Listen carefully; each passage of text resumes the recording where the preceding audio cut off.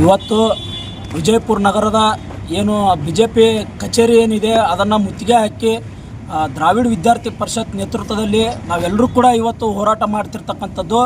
ಏನು ದೇಶದಲ್ಲಿ ಸುಮಾರು 22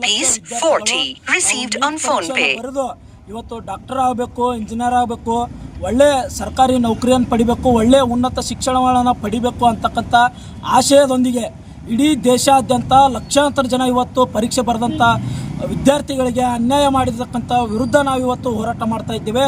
ಸರಿಸುಮಾರು ಇವತ್ತು NTA ಏನು ಪ್ರಾರಂಭವಾಗಿದೆ ಅವಾಗ್ಲಿಂತನೂ ಕೂಡ ಇವತ್ತು ಎಕ್ಸಾಮಿನೇಷನ್ ಏನು ನ್ಯಾಷನಲ್ ಟೆಸ್ಟಿಂಗ್ ಏಜೆನ್ಸಿ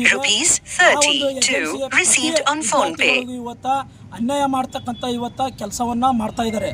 ಇವತ್ತು ಹಗರಣ ಮಾಡ್ತಕ್ಕಂಥದ್ದು ಇವತ್ತು ಏನಪ್ಪ ಅಂತಂದರೆ ಇಡೀ ದೇಶ ತುಂಬ ಇವತ್ತು ಜಾಹೀರಾಗಿದೆ.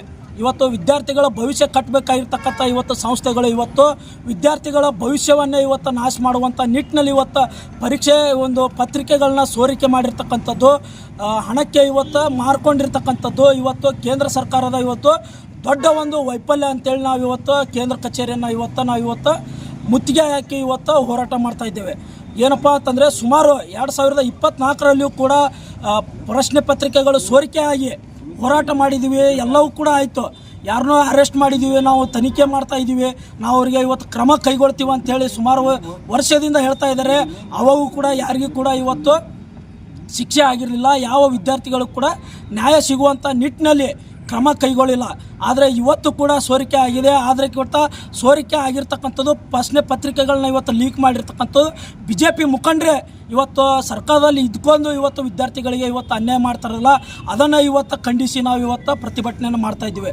ಇದು ಇವತ್ತಿನ ಒಂದೇ ದಿನದ ಒಂದು ಪ್ರತಿಭಟನೆ ಇಲ್ಲ, ಸುಮಾರು ವರ್ಷಗಳಿಂದ ನಾವು ಇಂಥ ಒಂದು ಪತ್ರಿಕೆ ಏನು ಇವತ್ತು ಲೀಕ್ ಮಾಡ್ತಾ ಇದ್ದಾರೆ ಅಂಥ ಒಂದು ವ್ಯವಸ್ಥೆ ವಿರುದ್ಧ ಹೋರಾಟ ಮಾಡೋದಾಗಿರಲಿ, ಅಕ್ರಮ ನಡೆಸ್ತಕ್ಕಂಥ ವ್ಯವಸ್ಥೆ ವಿರುದ್ಧ ಹೋರಾಟ ಮಾಡಿದಲ್ಲಿ ಪ್ರತಿ ದಿನ ಕೂಡ ಅದರ ವಿರುದ್ಧ ಹೋರಾಟ ಮಾಡ್ತಾ ಇದ್ವಿ. ಆದರೆ ಇವತ್ತು ಸರ್ಕಾರದ ಉನ್ನತ ಸ್ಥಾನದಲ್ಲಿ ಇರ್ತಕ್ಕಂಥವ್ರು ಇವತ್ತು ಅನ್ಯಾಯ ಮಾಡ್ತಾ ಇರ್ತಕ್ಕಂಥದ್ದು ಇವತ್ತು ಇಡೀ ಯುವ ಜನತೆಗೆ ಇವತ್ತು ಅನ್ಯಾಯ ಮಾಡಿದಂಥ ಒಂದು ಪರಿಸ್ಥಿತಿ ನಿರ್ಮಾಣ ಇದೆ. ಅದಕ್ಕಾಗಿ ನಮ್ಮ ಒಂದು ಹೋರಾಟ ನಿರಂತರವಾಗಿರುತ್ತೆ. ವಿದ್ಯಾರ್ಥಿಗಳಿಗೆ ಅನ್ಯಾಯ ಮಾಡಿರ್ತಕ್ಕಂಥವ್ರಿಗೆ ನ್ಯಾಯ ಕೊಡುವಂತಹ ನಿಟ್ಟಪ್ಪ ಅಂತಂದರೆ ನಮ್ಮ ಹೋರಾಟ ಮುಂದಿನ ದಿನಮಾನಗಳಲ್ಲಿ ಇಡೀ ದೇಶವ್ಯಾಪಿ ಪಸರಿಸಿ ಇಡೀ ಒಂದು ಏನು ಸರ್ಕಾರ ಇದೆ ಆ ಸರ್ಕಾರವನ್ನು ಪತನಗೊಳ್ಳುವಂಥ ನಿಟ್ಟಿನಲ್ಲಿ ನಾವು ಹೋರಾಟ ಮಾಡ್ತೀವಿ ಅಂತೇಳಿ ಇವತ್ತು ಈ ಒಂದು ಪ್ರತಿಭಟನೆ ಮೂಲಕ ಸರ್ಕಾರದ ಪ್ರತಿನಿಧಿಗಳಿಗೆ ಜನಪ್ರತಿನಿಧಿಗಳಿಗೆ ಎಚ್ಚರಿಕೆ ನೀಡ್ತಾ ಇದ್ದಾರೆ. ಅಕ್ಷಯ್ ಕುಮಾರ್, ದ್ರಾವಿಡ ವಿದ್ಯಾರ್ಥಿ ಪರಿಷತ್, ವಿಜಯಪುರ.